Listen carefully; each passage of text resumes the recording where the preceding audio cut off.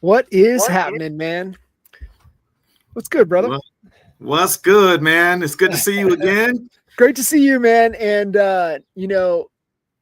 definitely looking back and following you, and man, just really proud of the evolution and the growth and the path that you're on, and really leaning into your strengths. And I Yeah. know that that's definitely kind of part of the topic in the conversation here on the Expert Mentors. And for those of you guys tuning in, welcome to Expert Mentors Live 294. And if you're catching this on the podcast or the YouTube channel, the Expert Mentor series was born 294 episodes ago, with the little nudge and the push from Kyle Whistle and Dan Beer on really being able to tap into the horsepower that we have inside of the Honey Badger Nation, and really being able to pull out just an amazing individuals and human beings like yourself. And so good to have you on, and definitely excited to dive in today's topic with you.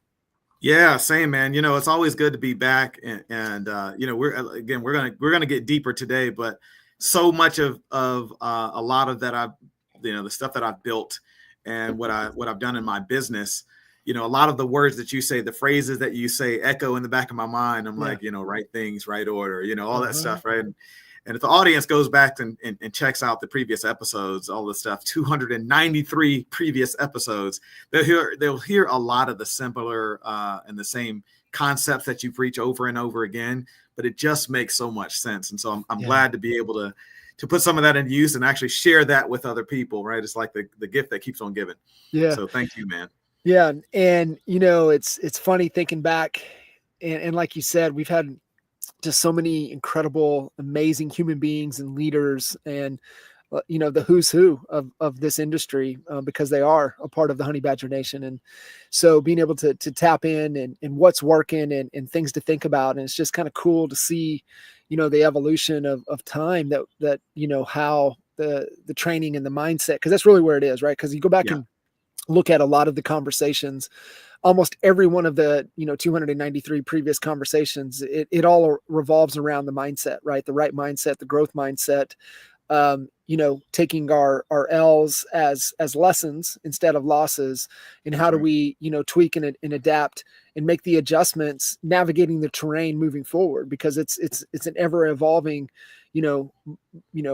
moving terrain. It's almost like it's 3D chess, right, that we're playing. And it feels like the landscape is changing right in front of us as we're continuing to navigate. And what I really love to pull out of a lot of these conversations are the principles, right? The things that won't change. Doesn't matter, as we're transitioning into a buyer's market, inventory's on the climb. It's becoming harder and harder to navigate, acquire the opportunities, as you have, not only the AI driven agent, but the AI driven consumer, and how they're getting smarter. But we have to fall back to our principles and really fall back to the things that won't change, and really be grounded in that. And I know today's topic, around leverage, really is to get to that next level. I was just on a PBD webinar before we jumped in here. It's one that he's talking about with balance, with family, and the question, can you have it all?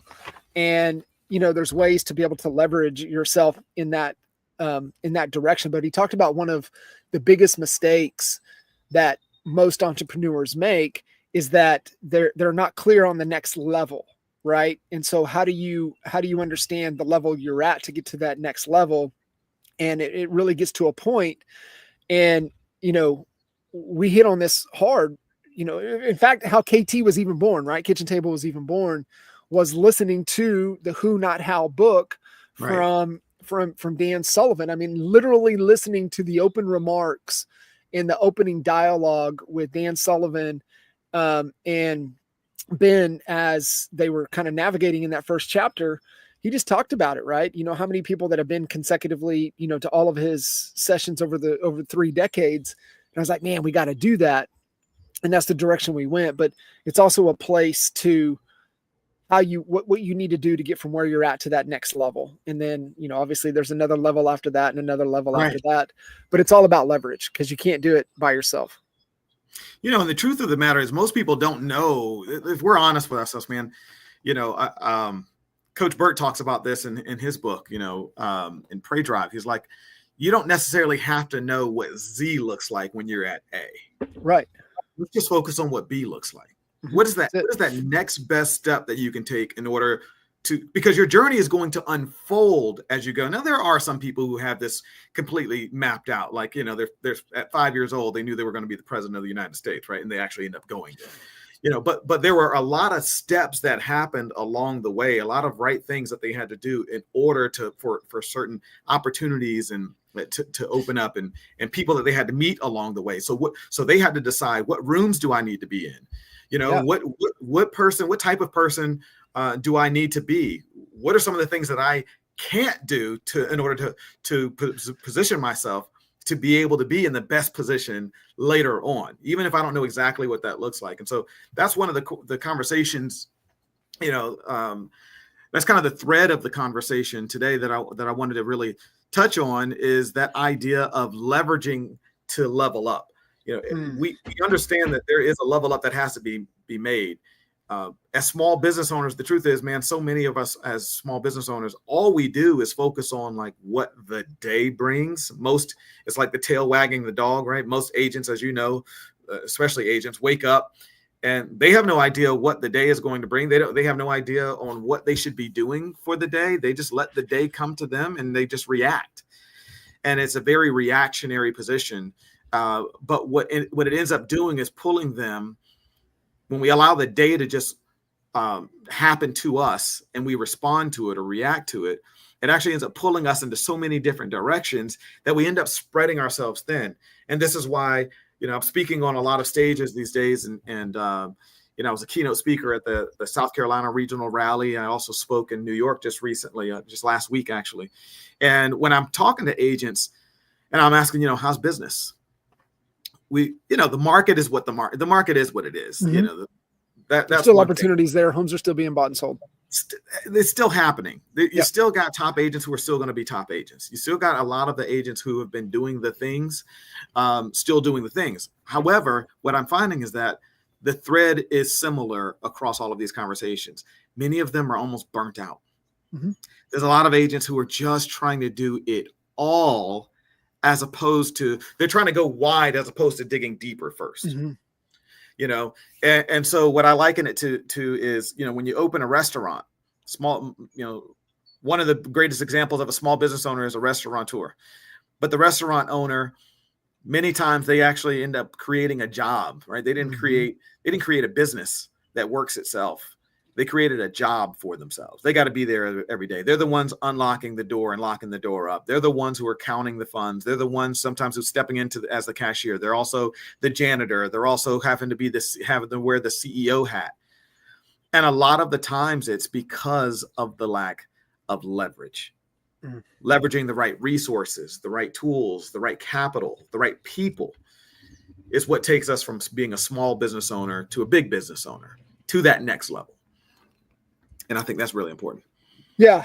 And, you know, like you said, you know, going from, you know, where you're at to where you want to go, and being able to map out at least the next level, right? Like you said, A to B, what is that? What's required? And the question always becomes, you know, who do I have to become in order for me to get to that next level, right? For that next step to be true. And it's like, okay, what do I need to, you know, improve upon? More importantly, what do I need to let go? And that's that constant, you know, SWOT analysis. Hey, these are my strengths. These are my weaknesses. These are the opportunities I have. And these are the real threats. How do I, you know, put more emphasis on my strengths and then go create leverage to, you know, complement or offset my weaknesses? And it's the, you know, there's like two school of thoughts, but I think with the business side, it's the Gary V approach, right? You know, triple down on your strengths. The David Goggins approach, just improve your weaknesses. But I think that's more on the personal development side of things. Whereas Correct. When we're speaking, you know, specifically around business, it's like leaning in. And Dan Martell talks about it in Buy Back Your Time, is like, we want to get into the quadrant that we're doing the thing that makes me the most amount of money because that's what I'm the best in the world at. But right. also gives me energy, right? So like it's the unique ability exercise. Remember we talked about that, Mike, that, you know, the difference between unique and exceptional is just really one thing. It's like, does it give me energy or does it take energy away? Yes. Or not even give me energy at all, right? That's an exceptional, a capability and resource that we have in ourselves. And it's like, dude, I just need to spend time on what I'm the best in the world at, that makes me the most amount of money, that gives me energy, right? Like for me, like trying to engage and sell somebody into a coaching program, like robs me of energy and I'm not freaking good at it. But sitting here on you, having conversations, coaching, diagnosing, pointing out, blind spots, helping navigate terrains, I can do that all day, every day. Right. Right. And so I think that's just where you find it. And you're like, oh shit. Okay. Well, I'm not good at this, but how do I create that leverage? Because you still need it. You still have to have it. So for you, how do you kind of go about diagnosing the situation to determine what the right move is? So it goes back to the quadrant of conscious, competent versus unconscious, incompetent, right? And it's like, do you know where you sit? Do you know where you are?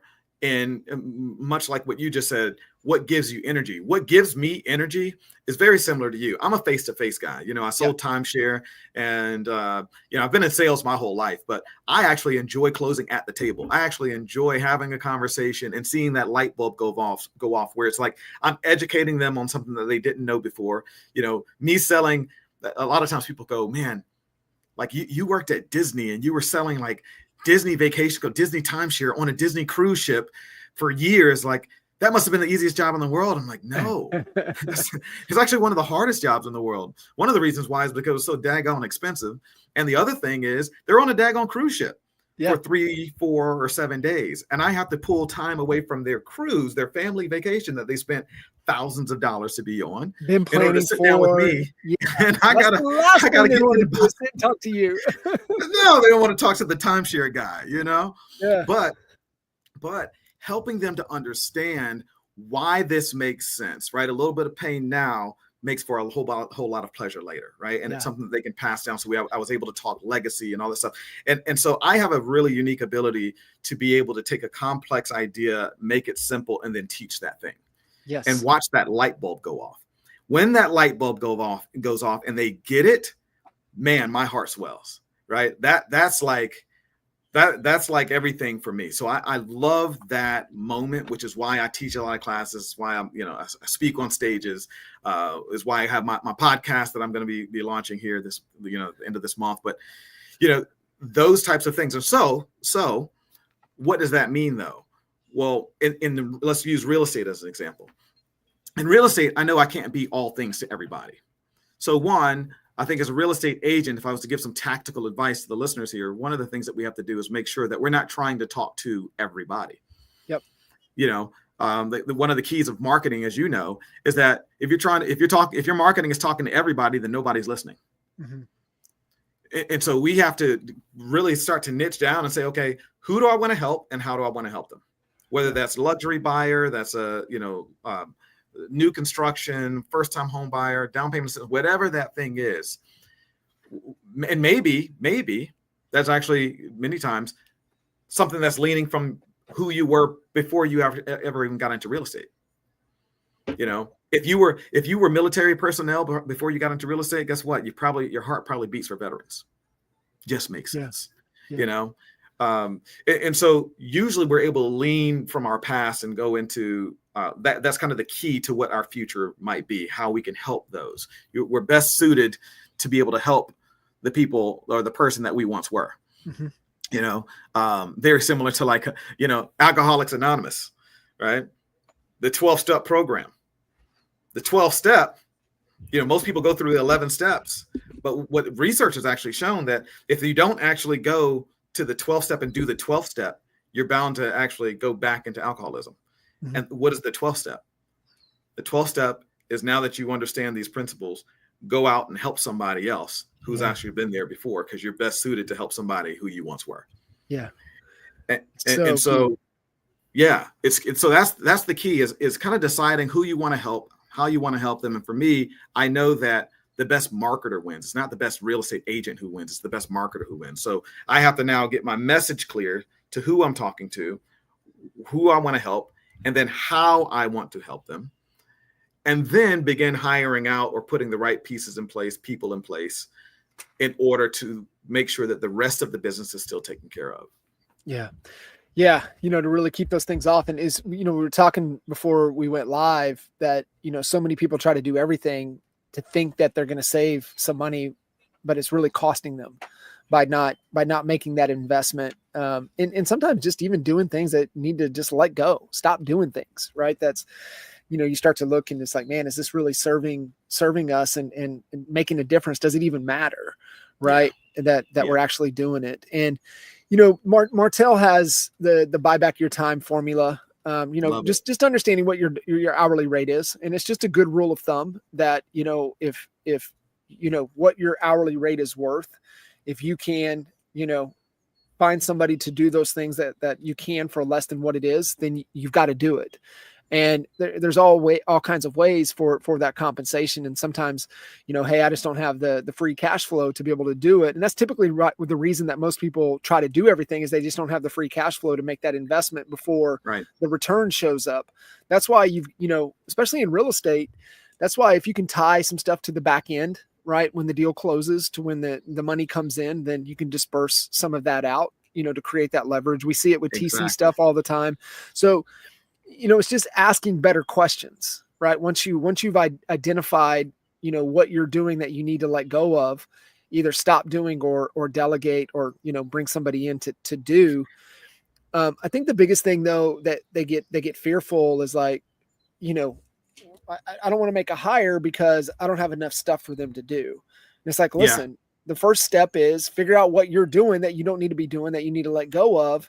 And it's just having that filter of, what your hourly rate is worth. Is there anything else that like you like to run through to kind of see what's on your plate that, you need to let go of?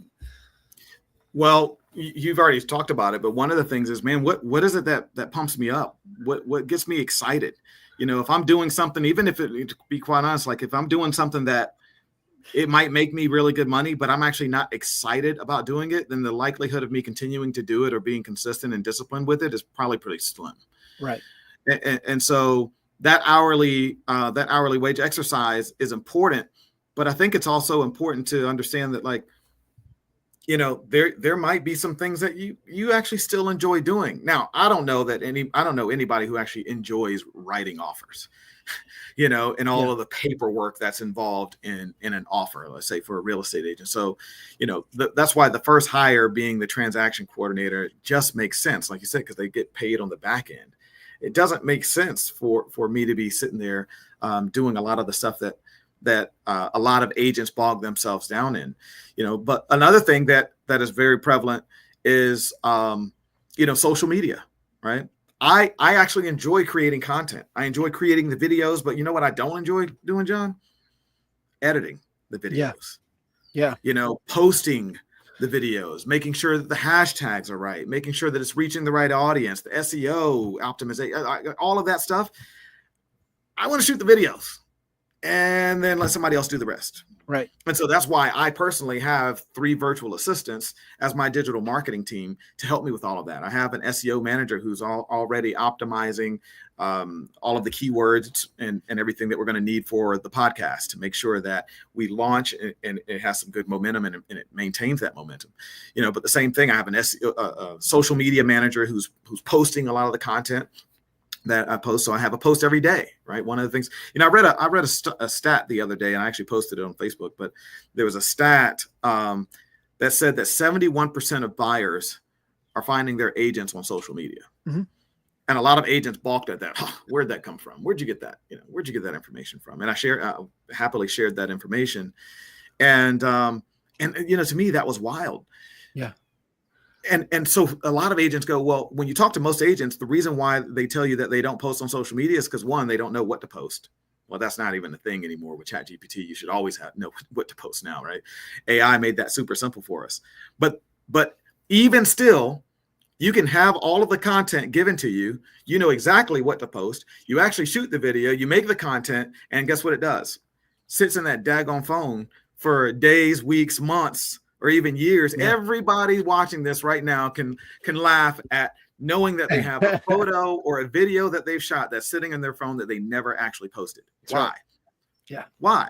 Well, it's because they don't love the idea of, well, one, they got to get over their whole ego. You know, you look how you look and you sound how you sound. That's one thing. But the other part of it is, you know, you don't need to be the one that's actually posting that. If you were paying someone to post that content for you, then guess what?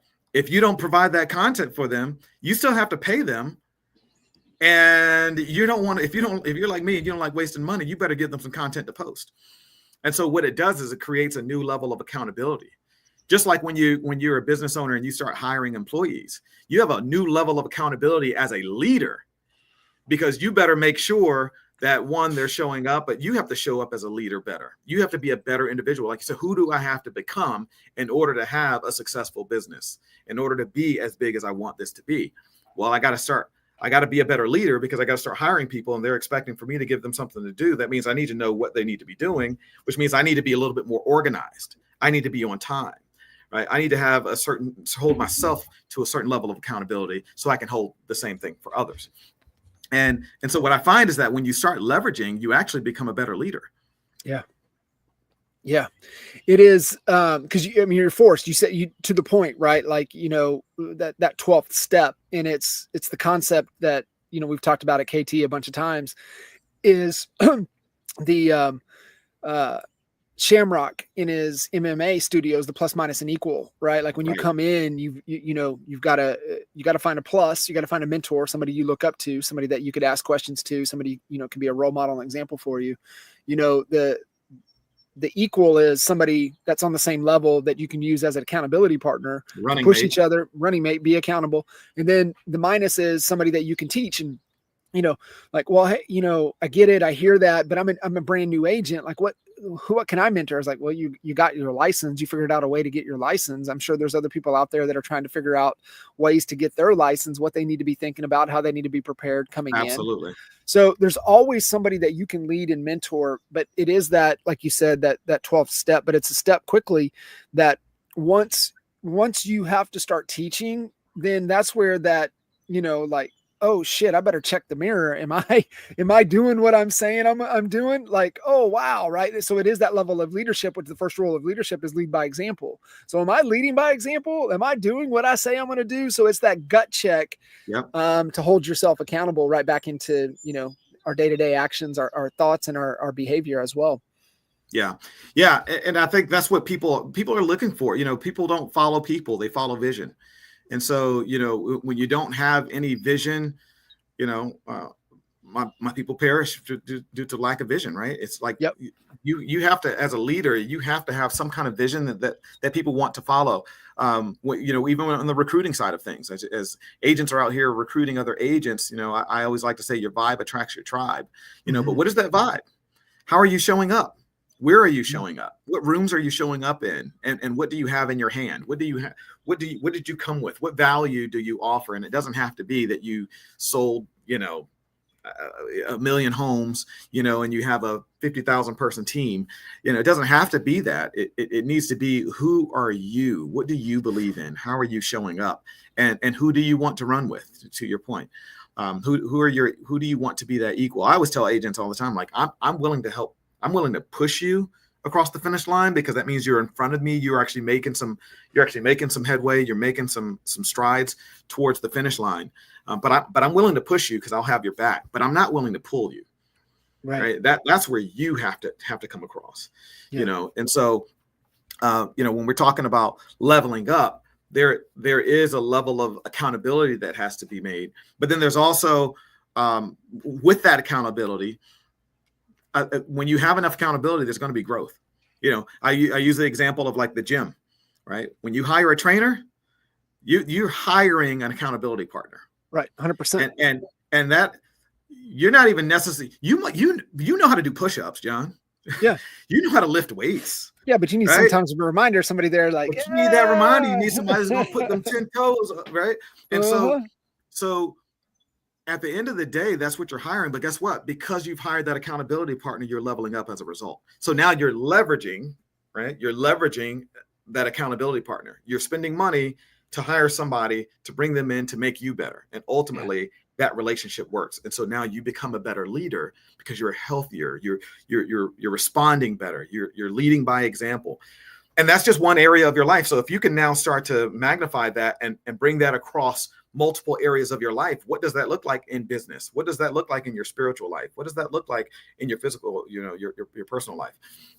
And that's where I've just gotten really passionate, man, about, using leverage to find freedom, because we have this warped mindset that if it's going to be, it's up to me. I got to do it all, right? I'm putting it all on my back. I don't trust anybody. I don't want anybody I don't want, I talk to agents about, and business owners about how I use virtual assistants to post on social media and handle my social media stuff. And they're like, oh gosh, you let them, oh no, man, I couldn't bear the thought of, and I'm like, do you know how many speaking opportunities that I get as a result of my social media? Do you know how many, I'd say about 60 to 70% of my business comes from social media. People reaching out to me saying, hey, can you list my house? Hey, I want to talk to you about buying a property, or, hey, we're going to be buying here in the next, or agents who are like, hey, I'm about to get my license, or, hey, I've been, right? Like the stuff that I'm posting is actually, one, making me money, but it also has freed up my time. Yeah. And so I am leveraging people in a different way. And I think we just haven't been exposed to it. I think it's actually, honestly, it's a lack of exposure. We believe that, again, if it's going to be, it's up to me. So now I have to have my own signature on this thing. I got to do it my way. I got to be Frank Sinatra, right? I'm going to do it my way. Yeah. And I'll be able to say I did it my way. But you know what the fastest route to success is? R&D, man. Mm-hmm. Freaking rip off and duplicate. Yeah. There's people that are ahead of you, not just one chapter. There are a few books ahead of you. Mm-hmm. That can open up the playbook, that are willing to open up the playbook and lock arms with you and say, hey, man, here's what I did. Here's how I did it. Copy and paste and see, you can put your own little Salt Bay on there, right? You can do your own thing. But at the end of the day, if you want success leaves clues. And there's a lot of people who are willing to give you the clues if you're willing to copy. Yeah. And I think that's a lot, the kind of the intent of this entire Expert Mentor series is really been around that, right? Imitate before you innovate. And, that's just a really good question, right? Am I imitating to a level of success, to that level before I innovate? And so many people, they're on, step A and they're trying to get to step B, but yet, they're trying to do their own thing and innovate when, the stairwell and the path. And it's like hey, follow this diagram to get out of the building. And they're like, right. Well, I'm going to try to go this way. And it's like, dude, like imitate before you innovate, and make sure you're getting the results that the person that you're imitating is getting before you start to innovate. And it's just a good reminder. I mean, it's part of kind of that autopsy self-assessment list that that we go through, our team goes through every week. It's like, are you imitating or are you innovating? And now get it, you get to a certain point, it makes sense that you need to innovate a little bit, and test, and especially like, the leverage and the team that you've built around, the path that you choose to do business, which is organic social. And so I think it's leaning into, whatever path that is that makes the most sense for you to be able to, and or combination to grow your business based upon what it is you're trying to accomplish. So like, for example, the most successful companies figure out, their selling process and they go all in. Whereas real estate agents are notorious for going, very wide, but they don't go very deep. And so like for you, you're like, dude, I'm world-class in front of people. Logistically, I know I'm going to have the biggest lift when I do events. However, family obligations and logistics, it just doesn't make sense for me to spend, 210 days on the road every year. I choose to be at home. So what is my path? Well, I speak on events as much as I can, of course. However, my path is, for you, is organic social. Right. And so therefore I'm going to create the leverage in the team because, I love being on stage. I love having the conversation.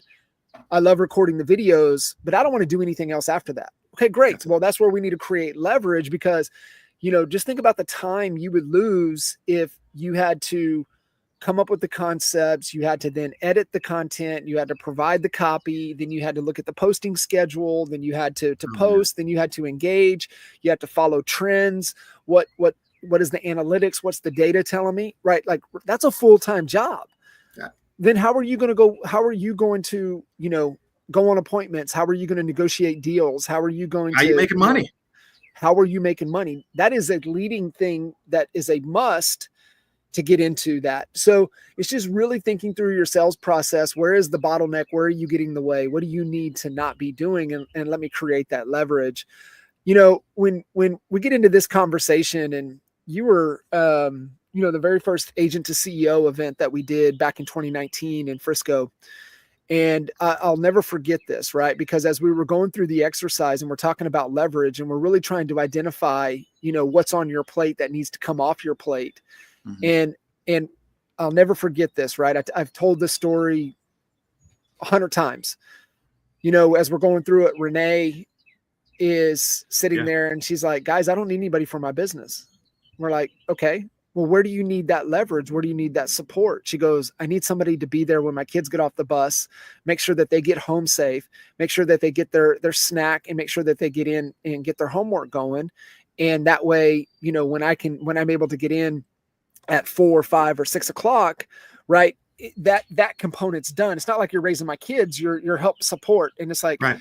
I don't even need you to do it 5 days a week. Even if you could do it 3 days a week, that gives me 15 extra hours of work that I could do that way. When I get home at 5 or 6 o'clock, I can be with them. Instead of how we see it is that, okay, well, I'm distracted now. I got to go get them. Then I got to get them home. I got to get them situated. Let's say I'm trying to do work in between. It's like, hey, here you eat. I got to go take a call. And it's just more chaotic instead of thinking consistency and thinking structure. And I'll never forget working through that with her. And it's like, listen, what's the team have to look like? And most of us, when we hear that, we think, okay, well, what's the leverage in the team have to look like? Oh, for my business.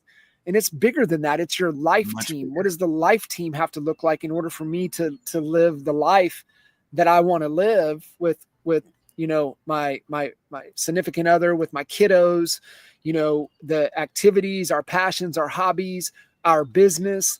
And it's just a whole component of looking at it on a bigger scale instead of just, okay, what leverage do I need for my business? It's like, no, bro, you might not need anything for your business. You might just need some additional support outside of it. What we're interested in is the whole person. Mm-hmm. It's not just the business person. Right? That's one pillar of your life. Yeah. But when we start talking about a holistic life approach, I posted this question on social media and I was talking about what leverage has done in my life. Yes, it's done some stuff in my business, but even in my life. And I posed the question, in what ways have you used leverage to gain some of your sanity, your time, or your freedom back? You know what the number one answer was? Housekeeper. Yeah. The number one answer that people responded with was, man, when I hired a housekeeper, it was a game changer. Right? It wasn't when I hired my first virtual assistant or when I hired my, whatever, right? My ops man. This was when I hired a housekeeper. So it reminded me though, because with my wife, that was one of the first things that we leveraged in our marriage. Yeah. She does the laundry, primarily does the grocery shopping and all that kind of stuff. But it's not because she enjoys doing it. It's because it needed to be done. And cleaning was always a joint venture, right? That was her and I. But at the end of the day, like a good wife wants a clean house anyway. Yeah, right? it's so thing, right? Like I'll never forget, man, hearing a lesson, and it was somebody around. Just because you don't have money, it doesn't mean you have to be dirty. Like if you you can still have, it's a standard. Even if you don't have money, you still have a standard. And so sometimes we need that help. Bro, you're so spot on, right? You think about like the little things that frustrate you and that gobble up your attention and your time. And Yeah. that's around the house, especially I mean, you know, the young kiddos, Yeah. especially as they get more active and they're in multiple sports. I mean, the laundry will pile up on you in a hurry, right? Being able to have that, you know, there's certain things. I mean, obviously, you know, besides human resources, you can get into the other leveraged activities like the grocery delivery Yeah, system. Like you don't absolutely. have to drive there, you don't have to spend the time, you don't have to drive back. They got So wash and fold services now. They have, I mean, there's not, you know, I don't even listen. I live in Florida, bro. Right? Like my grass is growing, you know, 3 inches every day. yeah, It rains every day. yeah, So, but it's also 98 degrees. I don't own a lawnmower. I'm not right. going out there to cut my grass. You know, that takes, you know, anywhere from 45 minutes to an hour, possibly 2 hours if I'm the one doing it. I hire somebody to do that. Mhm. And guess what? While I'm in there working and making my phone calls, guess what I'm hearing? The lawnmower going outside, right? Yeah, That gives me that time, that freedom, that sanity back. And I'm able to do more of the dollar producing activities. You know, if I have to take yeah, my kids to, you know, to school, when I get to take them to school, we get to have a long conversation and, you know, have all the stuff. I got my 6-year-old son and my 10-year-old daughter, and the conversations are off the wall, man. I enjoy those. Like sometimes I'm just trying to take notes so I can remember these moments, yeah, you know, but we want to capture these moments.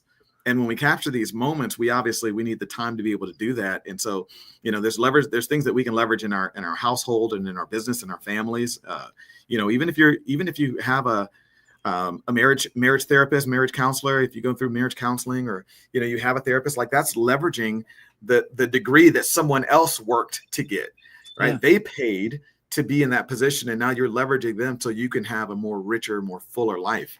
And I think we just have to look at life more holistically, rather Yeah. than just in these silos. Because I think you're right. When people start thinking about leverage, or when we start talking about leverage, you know, you can listen to Grant Cardone's podcast, right? And Grant Cardone's going to talk about leverage, but he's talking about how he has, you know, 15,000 doors, and he's, you know, leveraging capital, and he's using 1031 exchanges and blah, blah, blah. And for the most part, like a lot of this stuff goes over most people's head.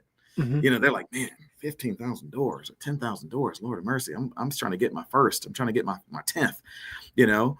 And so it's sometimes it's really hard for us to kind of follow those steps. But that's why I love what you do here, you know, on EML. It's like on Expert Mentors Live, like we're able to break these concepts down and slow down a little bit, and maybe come down from this 30,000 foot view, but come in a little bit closer, Mhm. and bring it into these, you know, these bite-sized pieces that people can actually not only chew on but digest.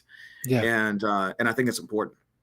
It is so important. And, you know, I just keep going back, you know, and it's an exercise. It doesn't mean that you do this once and it's done. It's an exercise to where you're constantly paying attention to your time and your energy and what is it, where is it being given? And, you know, continue to look at, okay, I have no business doing these things. Who do I need to get help to get these off my plate? Right. It's Yeah. the back to, you know, how Kitchen Table even started, listening to the who, not how concept from Strategic Coach, from Dan Sullivan. And, you know, we just have been kind of growing up with our parents and our grandparents. We were wired to ask the question, how do we do this? But, you know, our evolution is into strategic thinking, and, you know, to be better at strategic thinking is just asking better questions. Yeah. So the better question is, who do I need to assist with? Who do I need to call? Who do I need to get some help? Like, who can help us solve this situation? Right. So like thinking through, it's like, okay, well, the house is a disaster. We need stuff to be taken out. We need new stuff put in. We need help with the laundry. Who would be a great part-time house manager that could step in and, you know, take over and coordinate all of these activities to help us keep the house in order, so I don't have to burn mental bandwidth. Right. I don't have to burn, you know, my time and energy trying to figure it out. I can focus on, you know, the main equities that are important to my life. Is like, you know, how am I driving the business? How am I continuing to build, you know, a future and build wealth for our family, as well as, you know, my health, making sure my health is on point. And in that, then also, you know, help where I can spend time in my relationships. But if Yeah. I'm spending 2.5 hours every day picking up around the house, worried about things going on with the house, doing something here, picking up here, doing laundry here, I mean, you add that up, and maybe even if it's 30 minutes a day, right? I mean, you add that up at the end of the week. I mean, that's 3.5 hours that you could have reallocated to the more important equities of your life. And it's just thinking through it a little more strategically. It's thinking Yeah. through, and listen, when you're in survival mode and cash flow is tight, you're like, oh, I gotta cut that. I gotta do that. Well, when you cut it and you take on those obligations, then that takes time away from you to fix the problem, which is a revenue problem. And I promise you, 90% of the people that listen to these conversations, they have a revenue problem, That's and it. they need to reallocate their time to improve revenue. Then that'll solve a lot of problems. But instead, they're trying to pinch pennies. They're trying to do those things, and you just don't have to do it, because the leverage is the most affordable it's ever been with the emergence of AI, with the emergence of on-demand services, Yep. with the emergence of the global workforce. We have, a salary cap. We have the resources. We just have to allocate them in the most appropriate way to solve what it is we're wanting to solve, and stop getting hung up on the how to versus the who can help us. Absolutely. And going back to that, man, like my house was always clean. Like it wasn't even one of those situations where we were living in, squalor or filth, or, there's clothes hanging off the door. No, my wife did a great job of making sure that the house was clean. And so I didn't see the problem. When she suggested that we get a housekeeper, I'm like, what do we need a housekeeper for, dude? The house is always clean. Because I'm the housekeeper. That's right. It's like, yeah, we don't need one because I'm the one that's doing it, the lion's share of it. But it's wild, man. It's wild. That's a 50, 60 hour a week job. The stay-at-home moms, the stay-at-home spouses. I mean, people don't realize, how many hours. And my wife works. That's right. She's still, she's salaried over at Disney. Yeah. She does her thing. And so in between all of that, it was the cleaning up after the kids and all that kind of stuff. And I just didn't see it. It was kind of out of sight, out of mind. And so you're right. It often the first question is, well, how are we going to afford that? Yeah. How can we afford not to? When you do it, yeah, you get to a point where it's like, I can't afford not to do this. And I think, Mike, it's a shift in mindset, right? So it goes back to the first thing that we said, and what majority of these conversations on EML are about. It's about mindset. And it's the mindset of, okay, what investment do we need to make? And if you think of it as an investment, you're going to get a return. And now if you remove things off of your plate and it's like, listen, I need to breathe. Right. Like I need that extra 3 hours a week just for my sanity. Okay, great. Well, that's an investment in your sanity, but sometimes it is just an expense to give you some time for life. Yeah. But most of the time it's an investment for you to reallocate that time to move your business, to move your life forward. So I think in almost every situation, it can be an investment if you're reallocating that time that's improving you or improving your business. Yes. So it's just a mindset shift of how you want to look at it. That's right. Yeah. It's not an expense, it's an investment. And when you start looking for that ROI, then you actually, again, accountability, right? Now you start holding these dollars accountable. Yeah. Again, if you're the type of person that doesn't want to just spend money just frivolously or, whatever, which most business owners don't want to, then it's like, all right, you're trying to figure out how you can afford to do this. Well, I tell you what, try it for a bit, make sure you get that ROI. You're going to hold it to a higher standard, and that becomes the new standard, right? You can't afford not to do it beyond that. And so, that's one of the reasons why, like I said, I have this podcast coming. It's called the Leverage Lounge Podcast.